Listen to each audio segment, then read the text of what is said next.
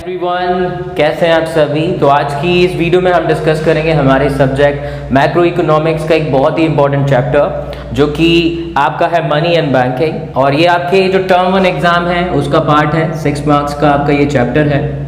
और इस particular video में हम जो डिस्कस करेंगे वो डिस्कस करेंगे मनी वाले टॉपिक को, ठीक है।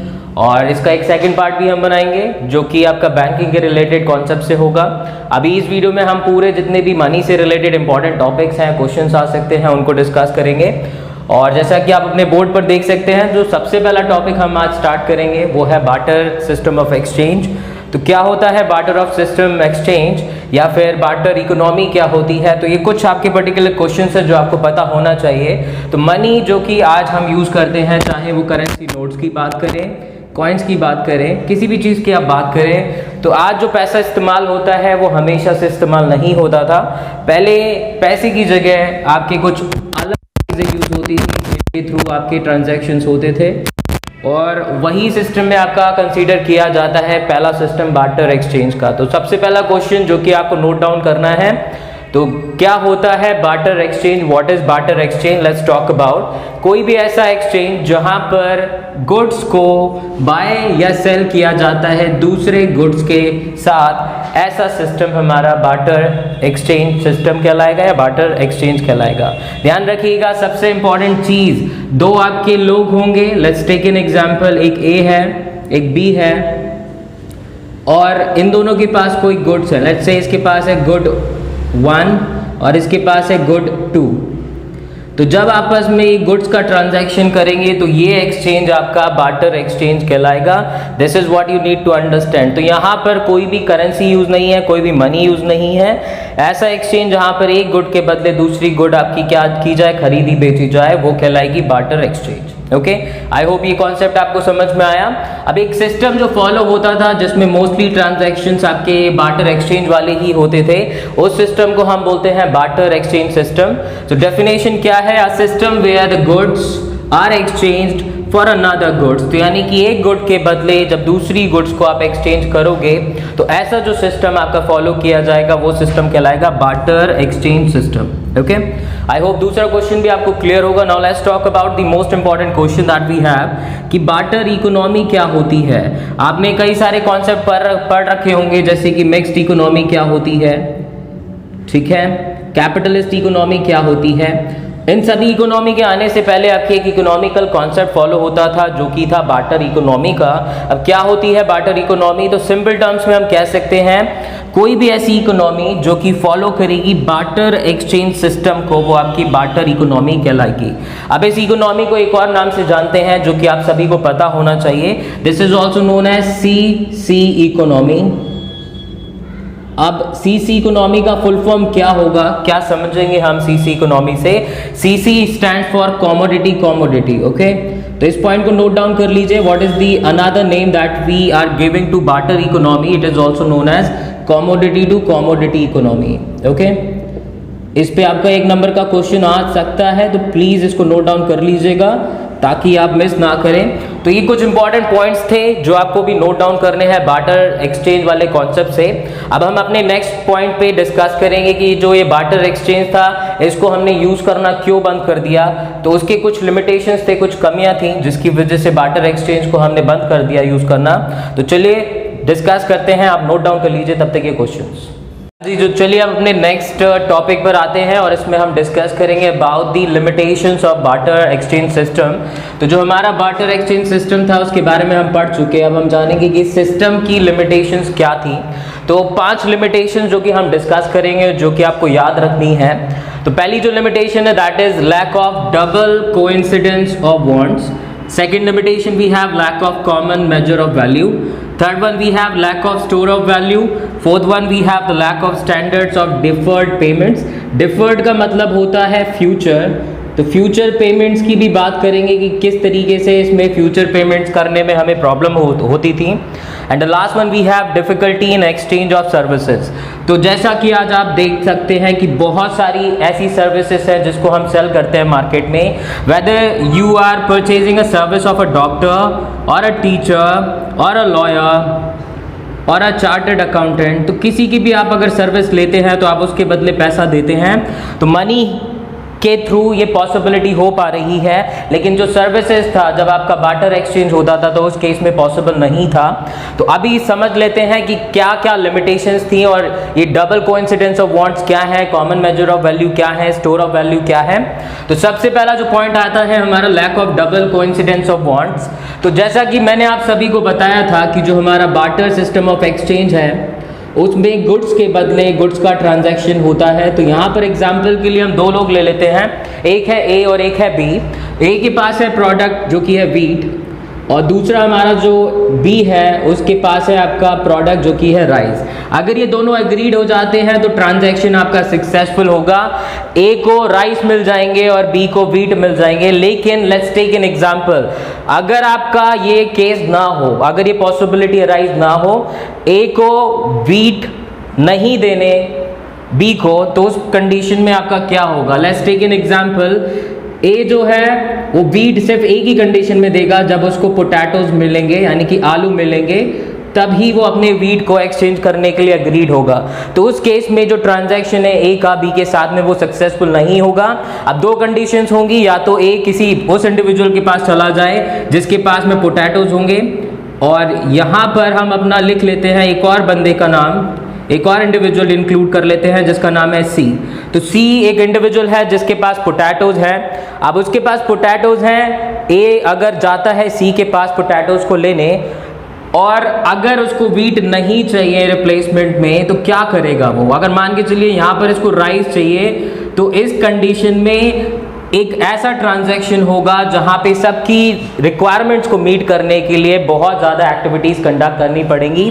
और ऐसी एक्टिविटीज़ की अगर हम बात करें तो वो सारी एक्टिविटीज़ हमारी डबल कोइंसिडेंस ऑफ वांट्स का पॉइंट होंगे। लेट्स अंडरस्टैंड दिस पॉइंट कि जहां पर आपका ट्रांजैक्शन जब होगा तो दोनों इंडिविजुअल जो कि पार्टिसिपेट करेंगे बाइंग एंड सेलिंग के ट्रांजैक्शंस में, दोनों का क्या होना चाहिए, दोनों का बेसिकली एक एग्रीमेंट होना चाहिए अपने गुड्स को रिप्लेस करने के लिए, एक्सचेंज करने के लिए। अब मान के चलते हैं इसको पोटैटोज के बदले राइस चाहिए, तो यहाँ पर अगर बी एग्रीड हो जाता है राइस के बदले पोटैटोज लेने के लिए, तो यहाँ पर ट्रांजैक्शन यूं स्विच हो जाएगा सी से बी, बी से ए। तो ये करना बहुत डिफिकल्टी था। अभी हमने सिर्फ 2 या 3 लोगों की बात करी, अगर यही ट्रांजैक्शन बहुत सारे लोगों के साथ हो तो आपका प्रॉब्लम होगी, और ये चीज़ हमारी जो बार्टर एक्सचेंज सिस्टम है वो रिजॉल्व नहीं कर पाया। Next point we have lack of common measure of value. आज की डेट में अगर हम बात करें कि अगर आप कोई भी प्रोडक्ट खरीदते हो, लेट्स टेक एन एग्जांपल, आप अगर एप्पल खरीदते हो मार्केट में तो वो आपको केजी में मिलते हैं। अगर आप कोई क्लोथ खरीदते हो, अगर आपको कपड़े सिलवाने हैं तो आप कपड़ा खरीदने गए किसी दुकानदार के पास तो आपको वो मीटर में कपड़ा देगा। इसके अलावा अगर आपको बनानास खरीदने हैं तो बनानास आपके डजन्स में मिलते हैं, यानी कि एक दर्जन में आपके 12 केले होते हैं आपके, तो आप खरीद सकते हैं इस तरीके से। और इसके अलावा कोई भी लिक्विड आइटम जो होता है, इफ़ आई टॉक अबाउट, जैसे कि दूध हो गया, आपका घी हो गया, इनको आप परचेज करते हो लीटर्स में। तो इन सब की अपनी अपनी वैल्यूज़ डिफाइंड है। मनी के यूजेज के बाद में हर एक चीज़ की अपनी कीमत होती है जो कि उसकी डिमांड और सप्लाई के अकॉर्डिंग डिसाइड हो जाती है। But barter system of exchange में काफ़ी डिफिकल्ट था टू अंडरस्टैंड कि किस चीज़ के बदले कितना आपको आइटम दिया जाएगा। अब जिसकी रिक्वायरमेंट होगी, जो भी ज़रूरतमंद होगा इंडिविजुअल, वो क्या करेगा, जब आप किसी तीसरे बंदे के पास जाएगा जिसके पास उसकी डिजायर्ड गुड्स होगी, तो उस केस में वो उसका अननेसेसरी बेनिफिट लेगा। लेट्स टेक एन एग्जांपल, यहाँ पर हमारा इंडिविजुअल ए है जिसके पास पोटैटोज हैं, और दूसरा हमारा इंडिविजुअल है बी जिसके पास में आपका वीट है। ठीक है, तो अब यहाँ पर जो हमारा इंडिविजुअल बी है उसको पोटैटोज चाहिए और अर्जेंटली चाहिए।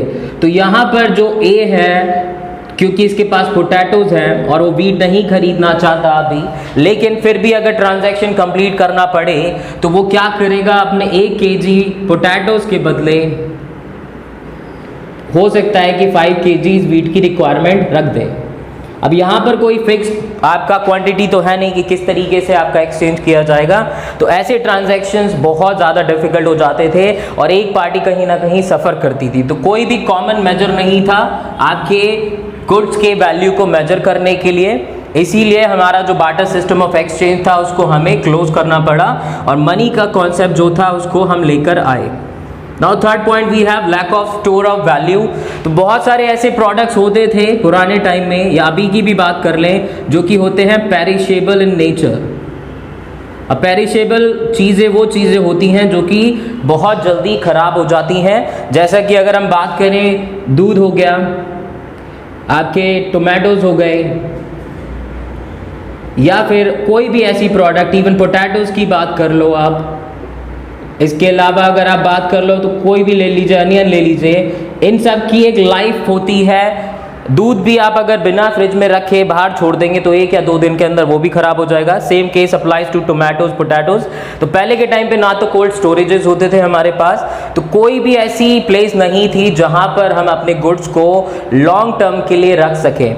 और इस केस में क्या होता था, अगर कोई ट्रांजैक्शन किया जाए, अब यहाँ पर एक और एग्जाम्पल देखिए आपका, लेट्स टेक सेम एग्जाम्पल, हमारे ए इंडिविजुअल के पास व्हीट है और वो आपका बी के साथ ट्रांजैक्शन करना चाहे, जो कि कहता है कि मेरे पास अभी टोमेटोज़ रेडी हैं, और ये ए कहता है कि ठीक है मैं आपके टोमेटोज़ लूँगा, लेकिन 1 महीने बाद जब मेरे पास व्हीट आ जाएगा, तो 1 महीने बाद उसकी जो टोमेटोज़ आज की डेट में रेडी है वो सही नहीं रहेंगे।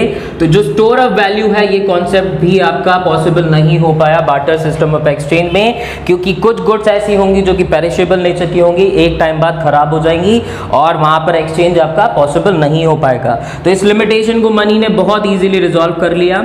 आपके पास पैसा है, आप टोमेटो बेच दो, पैसा ले लो कहीं से भी, और बाद में जब वीट वाले बंदे को कुछ चीज़ चाहिएगी तो अपना वीट मनी के लिए बेच के क्या कर सकता है, आपका टोमेटोज जब चाहे परचेज कर सकता है। नाउ लास्ट पॉइंट हमारे पास यहाँ का रहता है lack of standard of deferred payments. तो जो फ्यूचर पेमेंट्स की बात आती है वो भी हमारा पॉसिबल नहीं हो पाया आपके बार्टर सिस्टम ऑफ एक्सचेंज में। बहुत सारे डिस्प्यूट्स हुए, फाइट्स होना स्टार्ट हो गई। अब देख लीजिए यहाँ पर कोई भी फ्यूचर पेमेंट होता है, सेम एग्जाम्पल को आगे प्रोसीड करते हैं। व्हीट हमारे ए इंडिविजुअल के पास है और हमारा नेक्स्ट इंडिविजुअल जो है बी, जो कि कहता है कि मैं एप्पल की आपकी जो खेती कर रहा हूँ और एप्पल आपको 6 महीने बाद मैं प्रोवाइड कर दूंगा। आपका सैंपल दिखाया उसने कि किस तरीके के एप्पल्स होंगे जो मैं आपको दूंगा, लेकिन एट द एंड में 6 महीने बाद हो सकता है उसने प्रॉमिस करा कि 100 kg एप्पल्स प्रोवाइड करूंगा in case of 100 kg wheat. तो 100 kg वीट के बदले 100 kg एप्पल्स का यहाँ पर इनका कॉन्ट्रैक्ट साइन हुआ, लेकिन अगर मान लीजिए बी की जो खेती है वो 100 kg एप्पल की नहीं हो पाई, तो उसके बदले क्या होगा, अब यहाँ पर पहली फाइट स्टार्ट, जो कि आपकी बेसिकली होगी क्वांटिटी की वजह से। तो क्वांटिटी कम होने की वजह से भी डिस्प्यूट हो सकता है। Second thing that would be a problem is basically related to the quality of the product. तो अगर प्रोडक्ट की क्वालिटी भी थोड़ी बहुत कम हुई तो कहीं ना कहीं इन दोनों के बीच में आर्ग्यूमेंट हो जाएगा, which is again a very problematic situation for us. तो कोई भी स्टैंडर्ड नहीं था जो कि क्या हो, यूनिक हो, और जिसमें आपकी ये क्वालिटी और क्वांटिटी की फाइट ना हो बार्टर सिस्टम में। तो इस प्रॉब्लम की वजह से भी हमें बार्टर सिस्टम ऑफ एक्सचेंज क्या करना पड़ा, यूज़ करना बंद करना पड़ा। अब जैसा कि मैंने यहाँ पे आपको बताया था कि सर्विसेज बहुत सारी जो आज की डेट में हम क्या करते हैं, यूज़ करते हैं। सर्विसेज के केस में भी एक्सचेंज करना मुश्किल होता था कि किसी गुड्स को किसी सर्विस के बदले कितना एक्सचेंज किया जाए। मान लीजिए कोई टीचर है जो कि आपका पढ़ाना चाहता है या पढ़ाता है किसी स्टूडेंट को, तो उसको कितनी गुड्स दी जाए उसके टीचिंग के बदले, ये डिसाइड करना भी बहुत मुश्किल होता था। And this was the 5th limitation. तो जल्दी से नोट डाउन कर लीजिए, आगे बढ़ते हैं नेक्स्ट टॉपिक पर। ऑलराइट, नाउ चलिए अब हमारा अगला टॉपिक आ चुका है और अभी हम जानेंगे about the concept of money, कि मनी क्या होती है। हमने जान लिया बार्टर सिस्टम ऑफ एक्सचेंज के बारे में, उसकी लिमिटेशंस के बारे में। तो कोई भी ऐसी चीज़ जो कि हमारी बार्टर सिस्टम ऑफ एक्सचेंज के लिमिटेशंस को मीट करने में या बीट करने में हेल्प करे, वो आपकी मनी कहलाएगी। तो डेफिनेशन ध्यान रखिएगा कि anything which is generally accepted as a medium of exchange, a measure of value, a store of value and a standard of deferred और फ्यूचर पेमेंट, तो ऐसी चीज आपकी क्या कहलाएगी, मनी। और मनी के लिए आज की अगर हम बात करें तो पहले के टाइम में आपके यूज होते थे गोल्ड एंड सिल्वर कॉइन्स, ठीक है। और उसके बाद में आज की डेट में हम यूज कर रहे होते हैं नॉर्मल जो आपके ब्रास और स्टील के कॉइन्स होते हैं वो, एंड पेपर करेंसी। और इसके अलावा we are using credit and debit cards too, जिसको हम बोलते हैं प्लास्टिक मनी। ठीक है। तो जैसे जैसे टेक्नोलॉजी आगे बढ़ती जा रही है वैसे वैसे मनी के लिए बहुत सारे आपके सोर्सेस एंड आइटम्स यूज़ किए जा रहे हैं। Gold and silver coin expensive होते थे जिनको अब नहीं यूज़ किया जाता आपके कॉइन्स बनाने के लिए mostly. That is why we are using the steel and the brass coins and apart from that we are using the paper currency and the credit and the debit card which is known as a plastic currency. And now इसके बाद बात कर लेते हैं अब ये 4 चीज़ें जो आपको ध्यान रखनी है। कोई भी ऐसा आइटम जो ये 4 चीज़ों को फुलफिल कर देगा, एक मीडियम ऑफ एक्सचेंज होगा, एक मेजर ऑफ वैल्यू होगा, एक स्टोर ऑफ वैल्यू होगा या फिर कोई स्टैंडर्ड होगा डिफर्ड पेमेंट का, उसको हम मनी बोलेंगे। तो अगर आपका एमसीक्यू क्वेश्चन आता है तो प्लीज़ देख लीजिएगा कौन कौन से ऑप्शंस आपको दे रखे हैं। अब ये थोड़ा सा आपके कोर्स में नहीं है लेकिन फिर भी आपको जानना जरूरी है कि मेन फंक्शंस क्या होते हैं मनी के। तो 2 तरीके के फंक्शंस होते हैं मनी के। सबसे पहला आता है प्राइमरी फंक्शन और दूसरा आता है सेकेंडरी फंक्शन। प्राइमरी फंक्शन वो काम होंगे जो कि बहुत ज़रूरी होंगे, सेकेंडरी जो कि हेल्प करेंगे आपके प्राइमरी फंक्शंस को मीट करने में। अब यहाँ पर बात करें तो प्राइमरी फंक्शन में आपका आता है मीडियम ऑफ एक्सचेंज। तो जो हमारी मनी है वो एक मीडियम ऑफ एक्सचेंज के तौर पर इस्तेमाल की जाती है। और सेकंड हमारा जो पॉइंट रहेगा that is a measure of value. तो हमें हेल्प करती है चीज़ों को खरीदने बेचने में और हमें एक मेजर मिल जाता है जिसके थ्रू ऐसा पॉसिबल होता है। बाकी के जो 2 हमारे फीचर्स रहेंगे store of value and standard of deferred payment, that will be the part of secondary function. ठीक है, तो store of value and last one is a standard of deferred payment. तो फ्यूचर पेमेंट्स के लिए जो standard provide करती है money that is the secondary function of money. ठीक है, तो चलिए नोट डाउन कर लीजिए और फिर आगे बढ़ते हैं लास्ट टॉपिक पर। ओके, सो अब लास्ट हमारा जो टॉपिक है इस पर्टिकुलर मनी वाले टॉप चैप्टर का, विल फिनिश इट अप। और हमारा जो अब कॉन्सेप्ट है वो है मनी सप्लाई से रिलेटेड। तो पेपर के पॉइंट ऑफ व्यू से जो भी अब हम टॉपिक डिस्कस करने वाले हैं इस पर्टिकुलर स्लाइड पे या बोर्ड पे जो भी हमने टॉपिक्स लिखे हैं आप अच्छे से नोट डाउन कर लीजिएगा क्योंकि इनमें से आपको जो एमसीक्यू टाइप क्वेश्चन है वो ज़्यादा मिल जाएंगे। कुछ चीज़ें आपको समझनी है, मनी सप्लाई क्या होती है, I explain you understand that. और जो मेजर्स ऑफ मनी सप्लाई हैं दीज आर वेरी इंपॉर्टेंट जिनको आपको याद करना पड़ेगा। ठीक है, तो अच्छे से नोट डाउन कर लीजिएगा और मेक श्योर कि आप कोई भी पॉइंट मिस ना करें which I am trying to explain. Okay, तो सबसे पहला कॉन्सेप्ट मनी सप्लाई क्या होती है। तो मनी सप्लाई बेसिकली रेफर करती है टोटल वॉल्यूम ऑफ मनी जो कि पब्लिक यानी कि आप मैं जितने भी लोग होते हैं इकोनॉमी में उन सभी के पास में होती है। अब वो चाहे करेंसी की फॉर्म में हो, डिपॉजिट के फॉर्म में हो, कैसी भी हो, आपकी जो पब्लिक की प्रॉपर्टी है, ध्यान दीजिएगा हमारी जो भी करेंसी या मनी अवेलेबल हमारे पास है हम सिर्फ उसको कंसीडर करेंगे, गवर्नमेंट के पास जो भी पैसा होगा that will not be included. Okay, और यहाँ पर बात आती है at a particular point of time. तो किसी एक पर्टिकुलर टाइम पीरियड पर या किसी एक निश्चित समय अवधि पर जो भी टोटल वॉल्यूम ऑफ मनी होती है लोगों के पास इकोनॉमी में यानी अर्थव्यवस्था में वो आपकी कहलाएगी मनी सप्लाई। ठीक है, इस चीज को ध्यान रखिएगा। अब हमने बात करी at a particular point of time, तो जो एक बहुत इंपॉर्टेंट क्वेश्चन है जो कि कई बार रिपीट भी होता है कि जो मनी सप्लाई है वो कौन सा कॉन्सेप्ट है। Money supply is a concept. तो आप लोग आंसर दीजिएगा एक बार कमेंट में कि ये फ्लो कॉन्सेप्ट होगा या फिर आपका स्टॉक कॉन्सेप्ट होगा। ठीक है, आप लोग कमेंट करके जरूर बताइए कि आपका आंसर क्या रहेगा। I let you know the answer. तो फ्लो का कॉन्सेप्ट वो होता है जहां पर पैसा आता है जाता है, एक टाइम पीरियड की बात नहीं होती। और स्टॉक के पीरियड की बात करेंगे जहां पर एक पॉइंट ऑफ टाइम पर आप चीज़ें कलेक्ट करके रखते हो। ठीक है, तो अगर हम बात करें जैसा कि यहाँ पर देख सकते हो हम बात कर रहे हैं टोटल वॉल्यूम ऑफ मनी की और एक पर्टिकुलर पॉइंट ऑफ टाइम की भी बात चल रही है। जैसे कि मान के चलिए आज की जो डेट है, आज मान के चलिए 1 अक्टूबर 2021 है और आज की डेट में लोगों के पास हमारी इंडियन इकोनॉमी में let's take an example 6 billion rupees है। ठीक है, पब्लिक के पास में 6 बिलियन रुपीस रखे हुए हैं 1 अक्टूबर 2021 में। तो ये हमारा एक पर्टिकुलर टाइम हो गया और ये पर्टिकुलर अमाउंट हो गया, वॉल्यूम ऑफ मनी को दर्शा रहा है। तो इसीलिए जो मनी सप्लाई है वो हमारा एक स्टॉक कॉन्सेप्ट होगा, इसको याद रखिएगा अच्छे से। और क्वेश्चन आता है तो ठीक से लगाइएगा, it will be a stock concept. Now बात करते हैं नेक्स्ट टॉपिक की, कौन कौन से मेजर्स होते हैं मनी सप्लाई के। तो बेसिकली 4 मेजर्स होते हैं जिनको आपको ध्यान में रखना है, M1, M2, M3 और M4। ठीक है, M1, M2, M3 और M4। अभी क्या होते हैं M1, M2, M3, M4 इनको जान लेते हैं। ठीक है, तो उससे पहले आपको समझना होगा कि एक बैंक में कई तरीके के डिपॉजिट्स होते हैं। वहीं पर एक और चीज़ जो हमें अभी स्टार्ट करनी है, that would be our post office savings bank. तो एक तरफ आपके बैंक्स होते हैं जो कि लोगों का डिपॉजिट कलेक्ट करते हैं, अपने पास रखते हैं, और दूसरी तरफ पोस्ट ऑफिस होती हैं जो कि रूरल एरियाज़ में आजकल आपके ज़्यादा होते हैं। रूरल एरियाज़ में बैंकिंग फैसिलिटी भी इतनी अच्छी नहीं है, तो वहाँ पर जो लोग होते हैं अपना पैसा डिपॉजिट करते हैं पोस्ट ऑफिस में।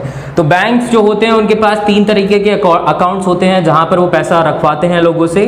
First is the saving account, then we have the current account. Current account जो कि बेसिकली बिजनेसमैन यूज़ करते हैं, जहाँ पर ट्रांजैक्शन ज़्यादा होते हैं। और तीसरा हमारा आता है फिक्स्ड डिपॉजिट अकाउंट, जो कि हमारा रहेगा एफडी अकाउंट, ठीक है, फिक्स्ड डिपॉजिट अकाउंट, जिसमें आप लोग एफडी कराते होंगे, आप सबने सुना होगा फिक्स्ड डिपॉजिट, जहां पर आप अपना पैसा एक पर्टिकुलर पीरियड ऑफ टाइम के लिए लॉक करा के रख देते हैं। इसमें हायर इंटरेस्ट रेट मिलता है as compare to savings account and current account.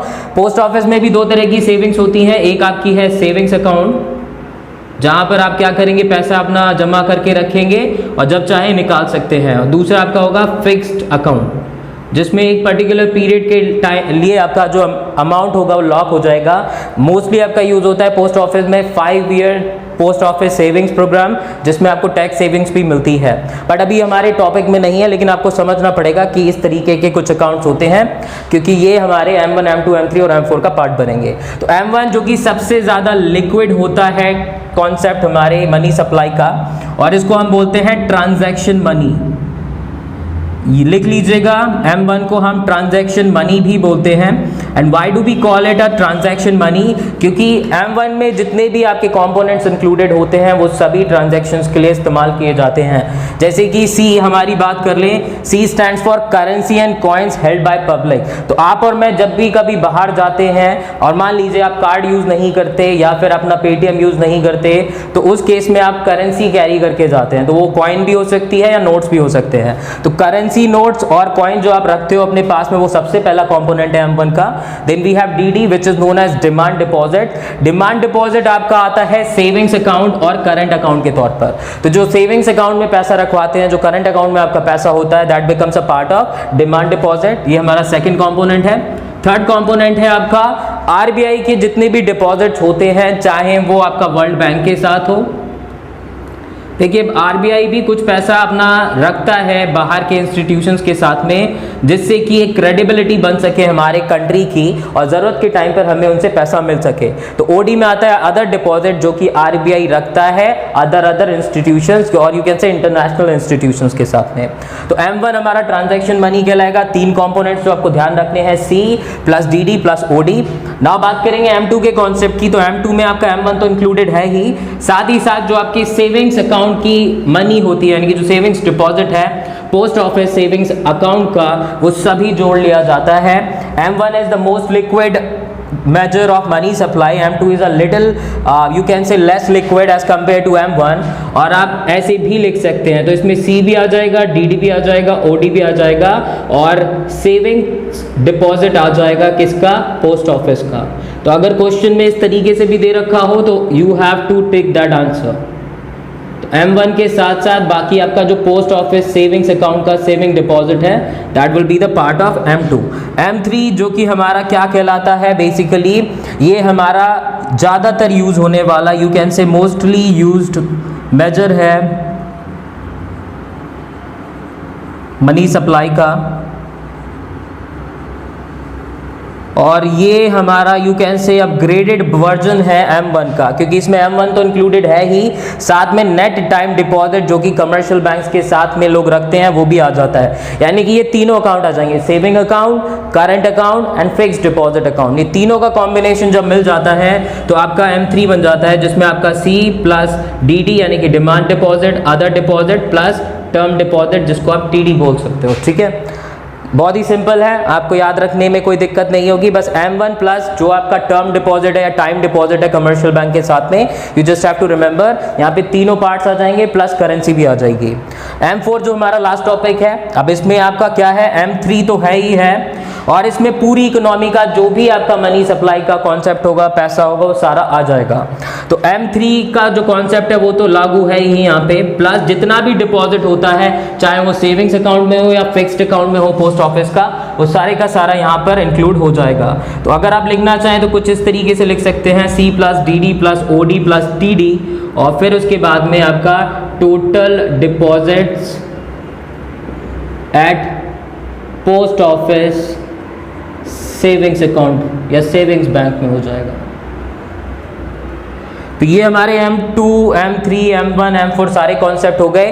अब एक और पॉइंट आता है कि कौन इनमें सबसे ज़्यादा लिक्विड है और कौन सबसे लीस्ट लिक्विड है। तो ये आपका यहाँ पर पैटर्न फॉलो होगा, M1 टॉप पर रहेगा, M2 उसके बाद, M3 उसके बाद, M4 उसके बाद। कभी कभी क्वेश्चंस आपके नॉर्मल आ जाते हैं कि ब्रॉड मनी क्या है, ब्रॉड मनी सप्लाई में कौन आता है और नैरो मनी सप्लाई में कौन सा आता है आपका मेजर मनी सप्लाई का। तो इस चीज़ को भी नोट डाउन कर लीजिएगा।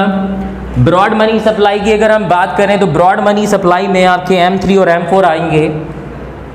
M3 एंड M4 जब भी हम बात करेंगे तो ब्रॉड मनी सप्लाई के मेजर्स होंगे, और M1 and M2 will be the measures of narrow money supply. So I hope जितने भी पॉइंट्स हमने यहाँ डिस्कस करे आपको सभी समझ में आए होंगे। नोट डाउन कर लीजिए। आगे मिलते हैं नेक्स्ट वीडियो में, जिसमें हम बैंकिंग के जो टॉपिक्स हैं वो डिस्कस करेंगे। बैंकिंग की वीडियो थोड़ी सी बड़ी होगी क्योंकि उसमें पढ़ने के लिए टॉपिक्स बहुत ज़्यादा हैं, तो will try to break it into 2 और 3 पार्ट ताकि ज़्यादा से ज़्यादा और अच्छे से हम समझ पाएँ। ठीक है, वीडियो अच्छी लगे तो शेयर कीजिएगा अपने दोस्तों के साथ में और ज़्यादा से ज़्यादा लाइक कीजिएगा इस वीडियो को। मिलते हैं नेक्स्ट वीडियो में, अभी के लिए इतना ही। Thank you so much, bye bye.